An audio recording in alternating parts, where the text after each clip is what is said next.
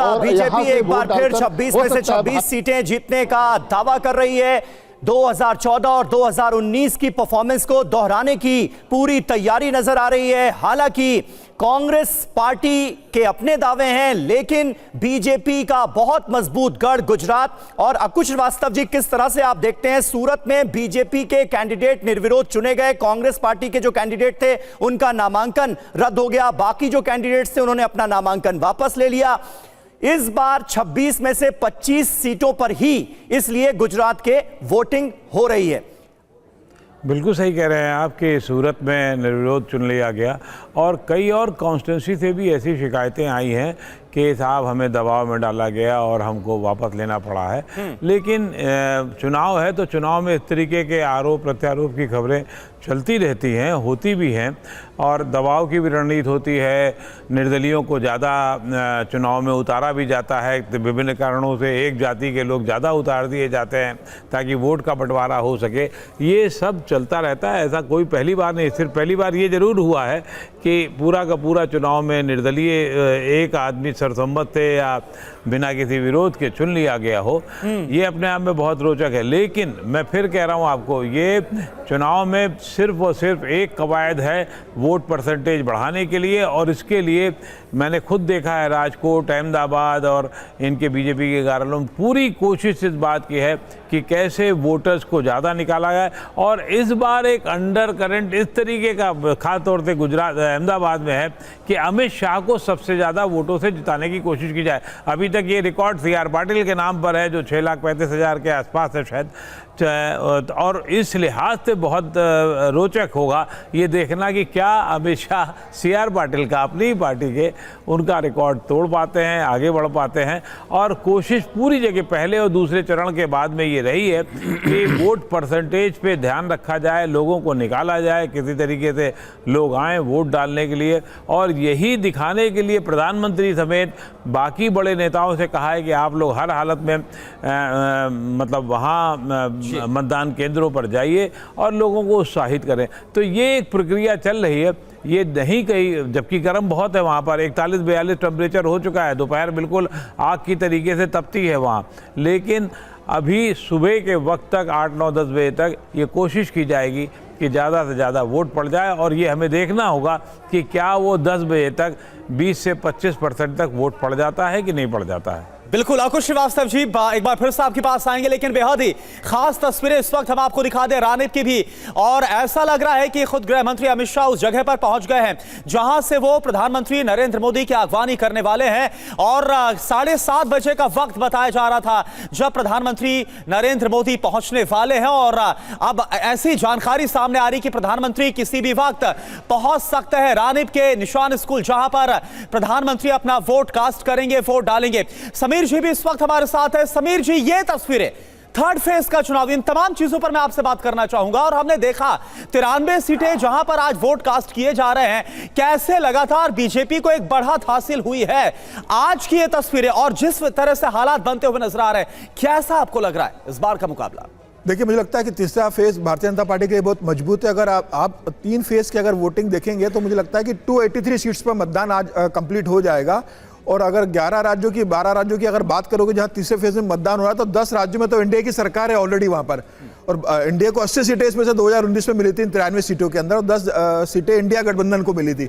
तो भारतीय जनता पार्टी का बहुत मजबूत पक्ष है यहाँ पर। आप देखिए, पूरे गुजरात की 26 सीटें भारतीय जनता पार्टी के पास है, मध्य प्रदेश की सीटें भारतीय जनता पार्टी के पास पूरी है, बिहार की सीटें गठबंधन में भारतीय जनता पार्टी के पास है, महाराष्ट्र की जो सीटें थी वो भारतीय जनता पार्टी के पास थी। ये तस्वीरें भी बड़ी इंपॉर्टेंट इस वक्त आ रही हैं। देखिए वहां पर किस तरह से लोग जो हैं वो इंतजार कर रहे हैं प्रधानमंत्री नरेंद्र मोदी का, और गृह मंत्री अमित शाह कुछ बात कर रहे हैं, सुनते हैं जरा।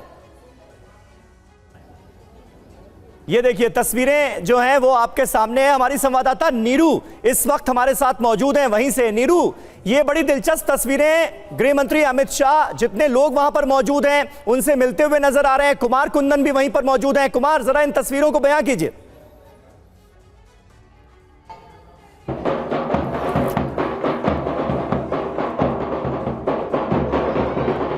कुमार, मेरी आवाज मिल रही है कि आपको?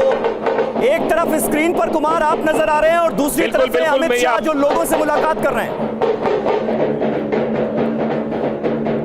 देखिए मैं दूसरी तस्वीर आपको दिखा रहा हूँ। पीएम का कॉन्वॉय अब धीरे धीरे आने वाला है यहाँ पे, और उसकी तस्वीर जो सिक्योरिटी है, सिक्योरिटी पर्सनल्स की गाड़ी यहाँ पे आनी शुरू हो गई है।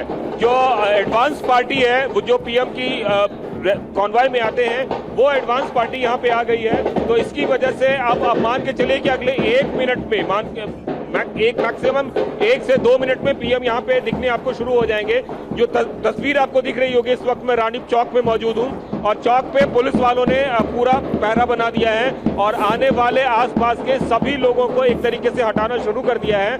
और जो ट्रैफिक चल भी रहा था, उस ट्रैफिक को पूरी तरीके से यहाँ पे बंद कर दिया गया है। और अब आम लोगों को भी, जो पैदल भी चल रहे थे, उनको भी यहाँ से हटा दिया गया है। तो ये जो आपको तस्वीर आपको दिखा रहे हैं सामने में, जो इस तस्वीर की मैं बात कर रहा हूँ, ये वो जगह है जहाँ से पीएम अगले थोड़ी देर में सीधे आगे जाएंगे और अमित शाह वहाँ पे अगवानी के लिए खड़े हैं। जो तस्वीर आपको दूर से नजर आ रही होगी, तो पीएम का जो काफिला है। ठीक है कुमार, मैं आपको यहाँ पर रोकना चाहूंगा। आमोद राय, मैं सीधा आपका रुख कर रहा हूँ। आमोद जी, क्या जानकारी, जहां पर आप मौजूद है वहां पर क्या हलचल? देखिए करुणा, मैं बताना चाहूंगा आपको कि यहाँ प्रधानमंत्री के जो बड़े भाई हैं, सोमा भाई, वो आ चुके हैं और यहाँ पर मुआयना कर रहे हैं, यहाँ चीज़ों की जानकारी ले रहे हैं। यहाँ के जो लोकल विधायक हैं उनसे बातचीत कर रहे हैं कि विधानसभा में वोट डालने जब प्रधानमंत्री आएंगे तो क्या व्यवस्था है। प्रधानमंत्री के बड़े भाई सोमा भाई बिल्कुल आपके सामने दिख रहे हैं और आमतौर पर प्रधानमंत्री जब यहाँ वोट डालने आते हैं तो उनके घर चाय पीने जाते हैं, लेकिन इस बार लग रहा है ऐसा देखकर कि सोमा भाई खुद चलकर यहाँ आए हैं। इसका अर्थ है कि प्रधानमंत्री उनके यहाँ चाय पीने जाने वाले नहीं है, क्योंकि प्रधानमंत्री की 4 सभाएं आज लगी हुई हैं, 2 मध्य प्रदेश और 2 महाराष्ट्र में। तो जिस बात का आशंका हम लोग जता रहे थे कि पीएम सीधे आएंगे और वोट डालकर वापस जा सकते हैं। जल्दी से आमोद, कुमार कुंदन का रुख करेंगे। कुमार, आपके कैमरे में क्या नजर आ रहा है? खुद आए हुए हैं प्रधानमंत्री पहुंच चुके हैं। ये देखिए तस्वीरों में प्रधानमंत्री का काफिला पहुंचता हुआ। जो बात मैं बता रहा था कि अगले 1 मिनट में बमुश्किल से प्रधानमंत्री पहुंचने वाले हैं, वो देखिए प्रधानमंत्री का काफिला पहुंच गया है इस वक्त रानी चौक पे। प्रधानमंत्री गाड़ी के अंदर से ही लोगों का अभिवादन स्वीकार कर रहे हैं, लोगों को देख रहे हैं, लोगों को हाथ हिला के अभिवादन स्वीकार कर रहे हैं और धीरे धीरे प्रधानमंत्री का कुछ मिनटों में प्रधानमंत्री वोटिंग के लिए जाएंगे। पूरा का पूरा प्रधानमंत्री का कॉन्वॉय धीरे धीरे अब आगे बढ़ता हुआ लोगों को अभिवादन, लोग जो है दोनों तरफ खड़े हैं बैरिकेडिंग के और अभिवादन स्वीकार करते हुए प्रधानमंत्री धीरे धीरे आगे बढ़ रहे हैं। जिस तस्वीर की बात मैं कर रहा था समीर, वो तस्वीर अब दिखनी शुरू हो गई है और अब प्रधानमंत्री उस जगह पर पहुंचने वाले हैं जिस जगह पर प्रधानमंत्री गाड़ी से उतरकर और अमित शाह के साथ वॉक करके पोलिंग बूथ तक जाएंगे। तो ये एक्सक्लूसिव तस्वीर टीवी9 भारतवर्ष पे आपको दिखाया जा रहा है जब प्रधानमंत्री का काफिला पहुंचा है रानी चौराहे से और धीरे धीरे आगे निशांत स्कूल की तरफ जा रहा है। बहुत सारे लोग प्रधानमंत्री के इंतजार में यहाँ पे खड़े और ये वो लोग हैं जो प्रधानमंत्री को देखना चाहते हैं। काफी सारे लोग थे। आप लोगों ने देखा प्रधानमंत्री का कॉन्वॉय गया यहाँ पे? बिल्कुल देखा हमने। अच्छा, उन्होंने हाथ हिला के अभिवादन भी किया लोगों का? हाँ बिल्कुल किया।